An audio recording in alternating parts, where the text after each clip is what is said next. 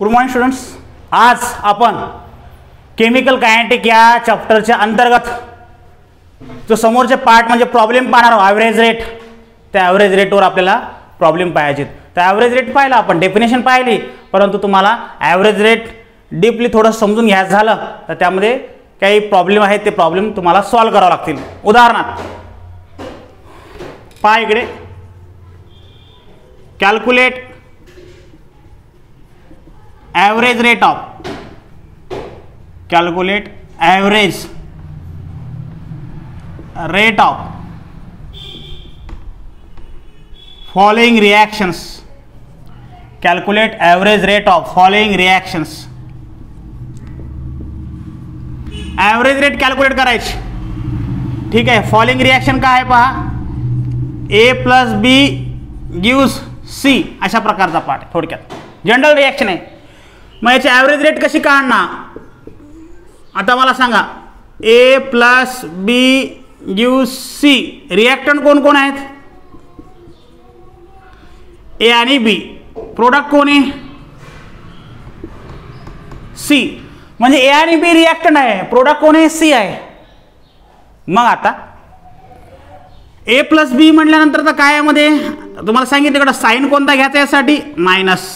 आणि इकडे याच्यासाठी प्रोडक्ट असेल त्यासाठी साईन कोणता घ्यायचा? प्लस. मग आता आपण लिहू, आता ॲव्हरेज रेट ऑफ कोण कंज्यूम होत आहे? कंज्यूम ऑफ ए कंज्यूम होत आहे आणि बी सुद्धा होत आहे. मग ए बी असं दोघांची बेरीज आहे, पण त्याला सेपरेट घ्यायचं, त्याला सेपरेट लिहायचं याप्रमाणे. मायनस चिन्ह कशामुळे आहे? डिक्रीज आहे म्हणून, रिॲक्टंट आहेत म्हणून. मग delta change concentration of A divide by delta आणि टाइम्स. ठीक आहे, याप्रमाणे. त्यानंतर ॲव्हरेज रेट ऑफ कंज्युम्स किंवा consumptions of B is equal to, इथं सुद्धा आता काय येईल? मायनस. हा बी इथं आहे, रिॲक्टंटमध्ये आहे म्हणून minus delta change concentration of B divide by delta T. त्यानंतर पुन्हा काय? ॲव्हरेज रेट ऑफ, आता हे कंज्यूम झाले सर्वच, हे काय झाले? कंज्यूम झाले. आता फॉर्मेशन कोण आहे? सी. ॲव्हरेज रेट ऑफ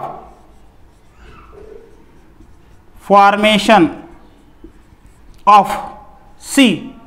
आता फॉर्म होत आहे म्हणजेच काय? Sign plus delta concentration of C divide by D T याप्रमाणे.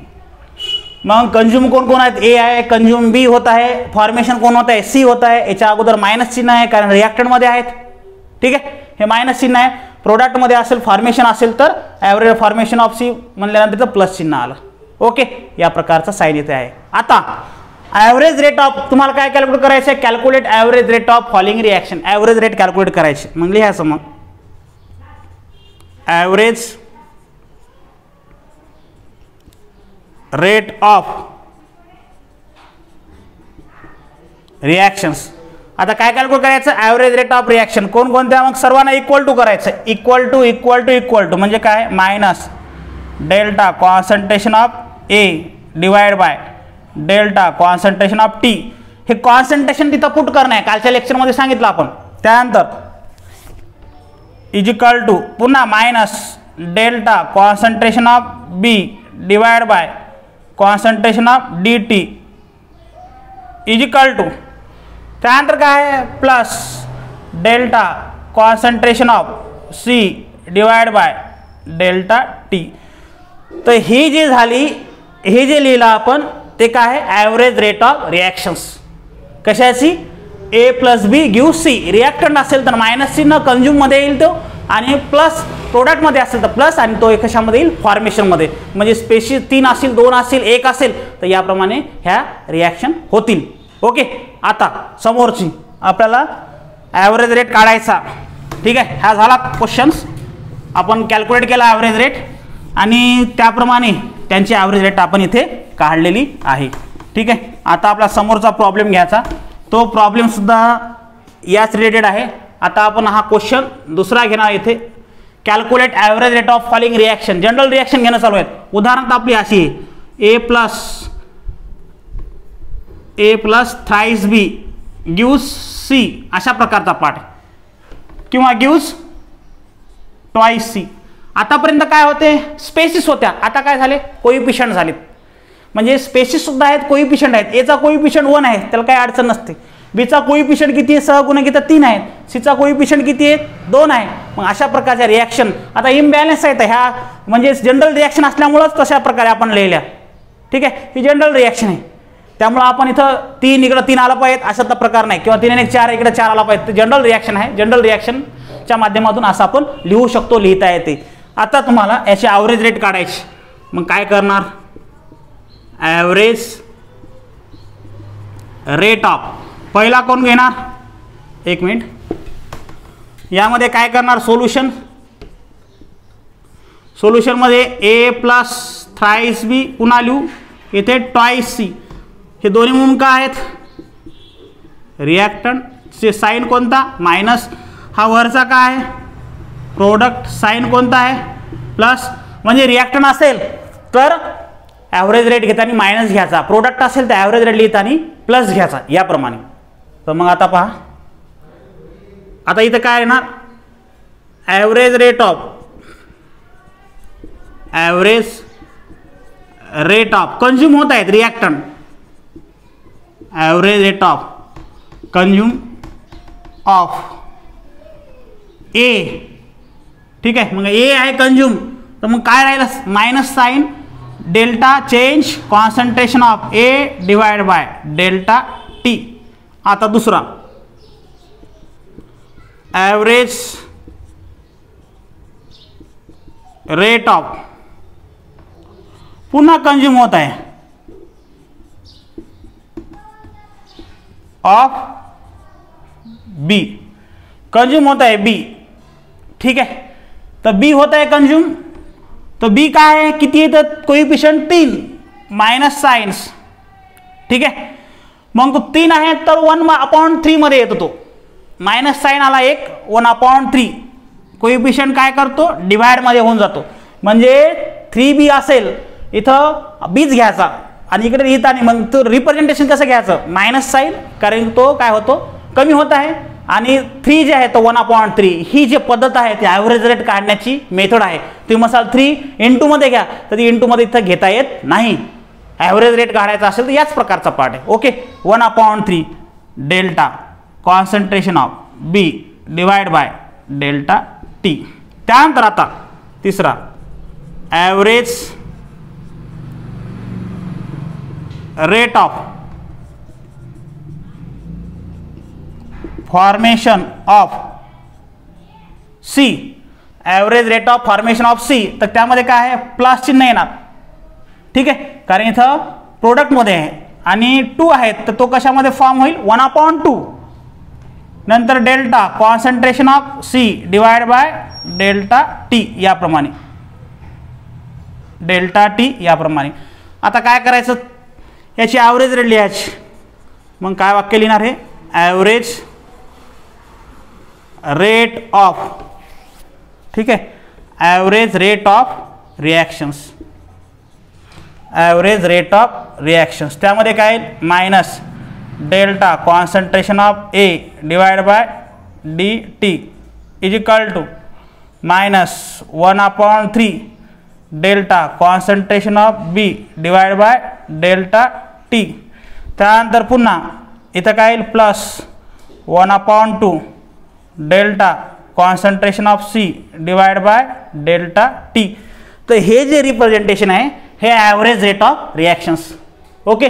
ॲव्हरेज रेट ऑफ रिॲक्शन याप्रमाणे. हे तिन्ही म्हणजे इक्वल दाखवणे. शेवटी फक्त तुम्ही 1, 2, 3 स्टेप लिहिले आणि इक्वल दाखवले नाही तर ती ॲव्हरेज रेट ऑफ रिॲक्शन होणार नाही, याप्रमाणे. आता हा झाला दुसरा क्वेश्चन.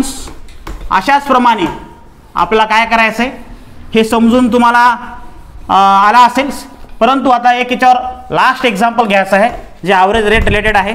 आणि ते एक्झाम्पल झाल्यानंतर तुमचे कन्सेप्ट इथे क्लिअर होणार आहेत. ओके, तर ते एक्झाम्पल आता तिसरं राहील.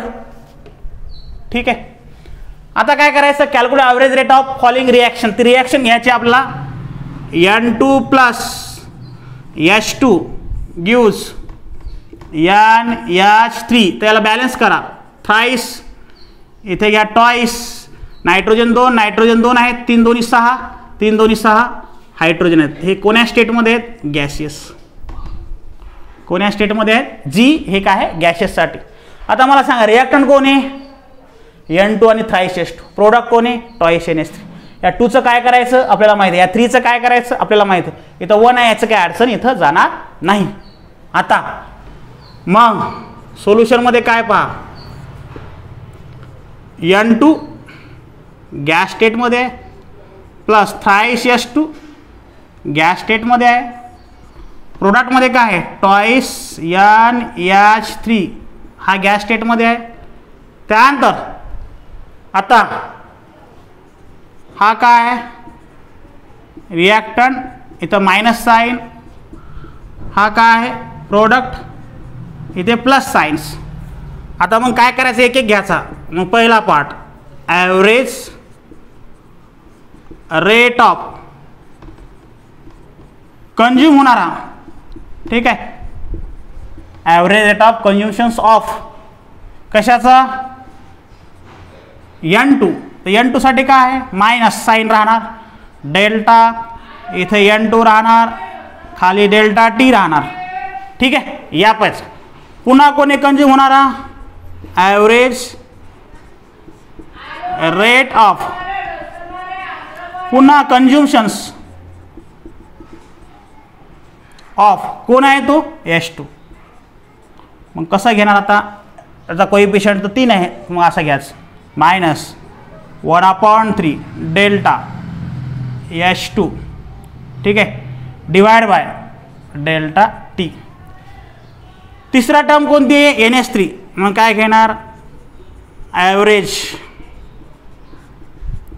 Rate of. आता हा फॉर्मेशनमध्ये आहे, हा काय आहे, फॉर्मेशन्स ऑफ कोण फॉर्म होत आहे, NH3.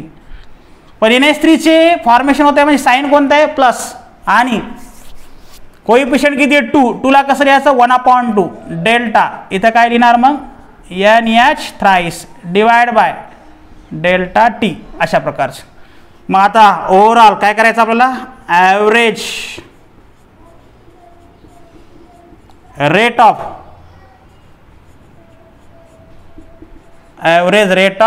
Reactions average rate of reactions is equal to minus delta